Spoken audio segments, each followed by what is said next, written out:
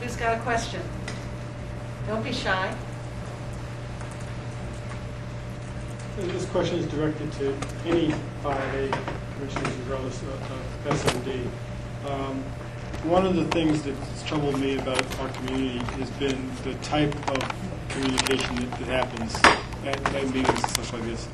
The tenor is often, to me, unacceptable. People don't respect each other enough. What could you do as an ANC commissioner in order to foster a communication style that will have people not just trying to comment negatively about their neighbors, but actually foster some progress for the neighborhood?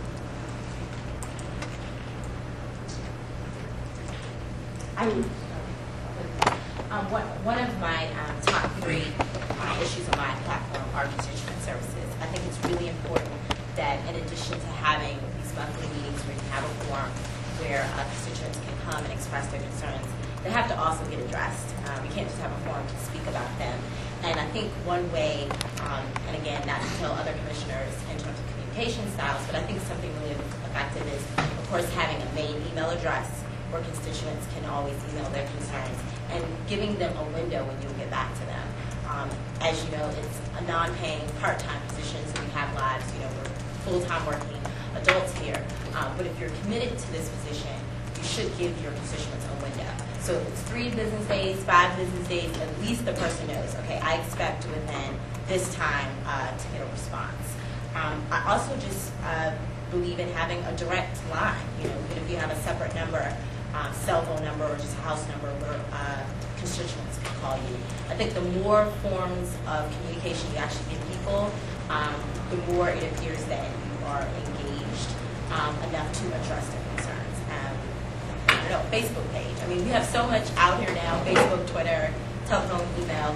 I think if you streamline those things and make it available to your constituents and they understand the procedure that you'll have when you're the ANC commissioner, then they can use that procedure, that protocol in order to communicate with you on a consistent, effective basis. Let's go to this side. Yeah, thank you. In reference to your question, when citizens call and they have problems, I tell them you can call me 24/7. We have ANC phones. Each ANC has a phone. I'm available 24 hours a day, and I will listen to your concerns.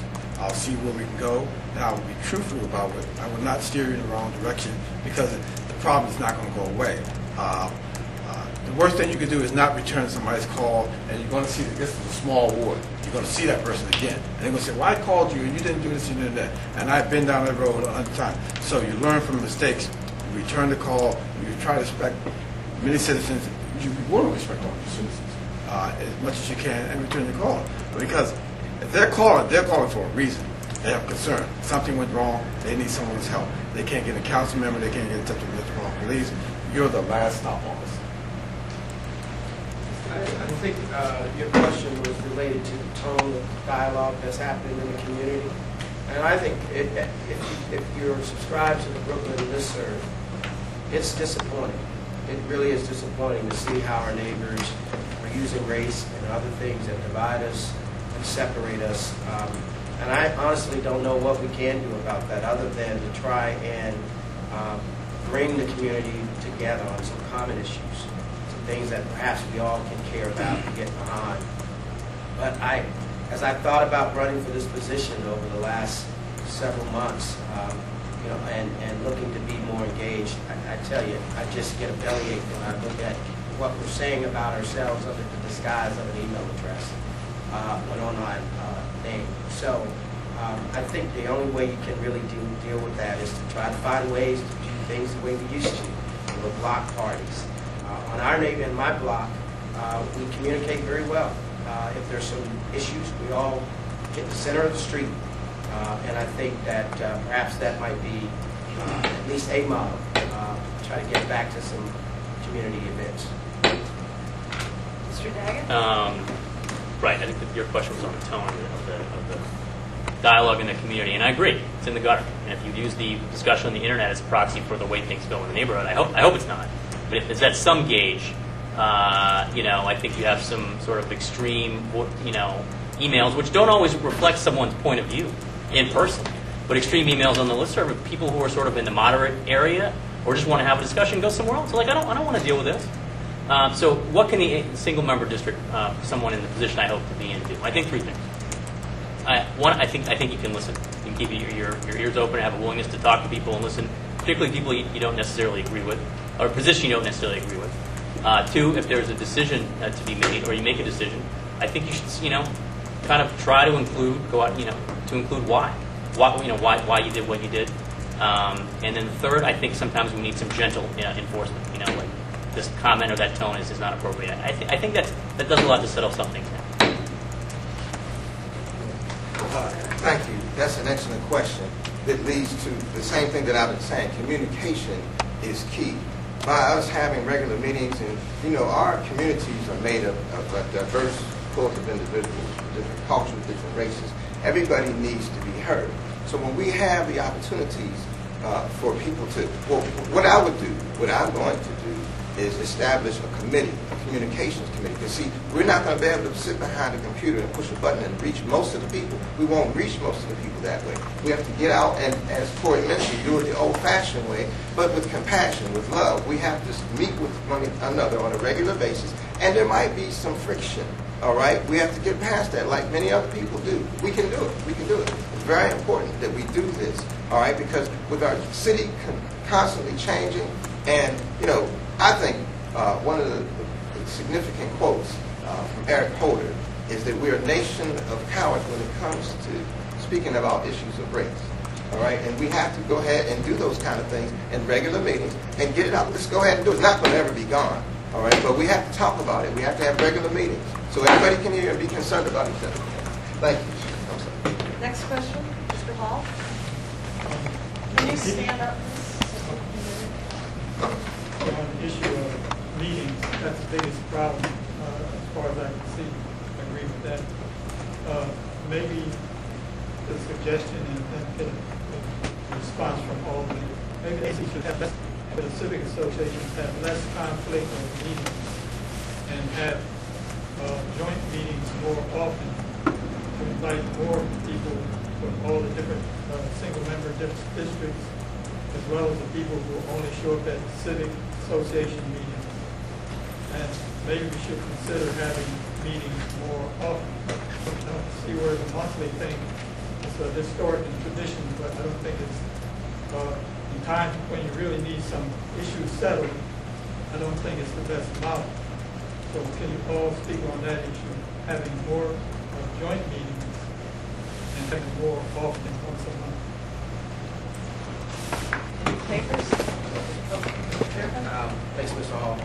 I will tell you that there you can fill your calendar with meetings. You can go to a meeting 3 or 4 or 5 times a week. So I'm not sure that the answer is having more meetings. I think it's having more well-attended meetings and more effective communication. In my canvassing of the neighborhood, emails won't work. You've got to get out. You've got to touch people. And one of the things that I've enjoyed the most about communicating with citizens is just riding around in the neighborhood. I've opted not to knock on doors because I think it's invasive and intrusive at times, and I don't like myself being disturbed. But what I have been able to do is ride up on people as they're going in and out of their homes. They're a little bit less armed, and we can have a good dialogue. So I'm not sure that more meetings is really going to help us get to that. I think it's a more effective communication. You got to hit the streets. You got to use the telephone poles for communication. You got to send newsletters. All of that depends upon budget and resources. But I do agree that there's got to be a much better way of communicating the issues and collaborating with the different stakeholders in the community. Anybody else want to address that?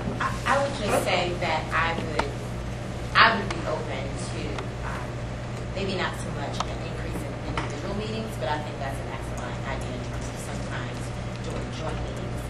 Again, as I said before, our single-member districts are so close to each other that something maybe right across the street, not in your single-member district, but it's still affecting you. So I actually think it's an excellent idea that you can, and again, this is all on that particular commissioner agreeing agree to have a joint meeting. But I think joint meetings can be helpful. Again, I don't know at what rate. Again, it would be based on who's running and who's elected if they would agree to that. But I definitely think it's a good idea to collaborate with neighboring ANCs so that all our issues are expressed. And also, if, say for example, you miss yours, your problems or your concerns can still be addressed in another meeting that's held with the joint ANC. The question Thomas? real quick. The question, if I could paraphrase, Yeah, please. was that there are a lot of meetings in this neighborhood area. There seems to be a lot of overlap, and couldn't there be more done to coordinate the meetings, to have joint meetings with ANC commissioners, having joint ANC meetings, perhaps with the Civic Association? Any comment on that, and how would you address that? Yeah, and when you look at the scope of the ANC 5A, I'm talking about, with me alone as the ANC Commissioner 5A08, I have 4 civic associations. 4 I attend to. That's a lot of meetings. That's a meeting every night. Okay, so I don't know if some of these guys here may not even have a civic association outside the boundary I have. So it's kind of hard when every night, like tonight, you're out here every night 10 o'clock. They can start to weigh you down, and you're up Saturday morning doing that again. But in reference to, that's why when we have the 5A, we have monthly meetings, we try to move them around. We try to ask each commissioner to do his best when it's his turn to have those meetings, to get a crowd there. We ask you that. You got good enough time to get it done. You pass out flyers, you do what you got to do the old-fashioned way. You knock on doors, you put the flyers on doors, you go to lip serve, you do whatever you have to do to try to get your neighbors, especially in your single-member district, to come out, because you don't get past that way often, because it's only 12 commissioners. We don't meet 12 times a month. We meet something like 7. So we try to have as many meetings as we can to get people come out in this 12-5-AO meeting. And I'll step in as the president of the Civic Association, since I think you were also referring to the community groups. I certainly would be open to joint meetings on occasion where it makes sense. I think that's a good idea. I also just want to say, for the benefit of all the candidates, but also for the people here, that ANC commissioners are always invited and to our meetings, and we very much appreciate it when they attend. I think nearly everyone here has attended one or more meetings fairly often. And likewise, I try to attend single-member district meetings when I can, just to stay informed and occasionally to make announcements about things going on with the Civic Association.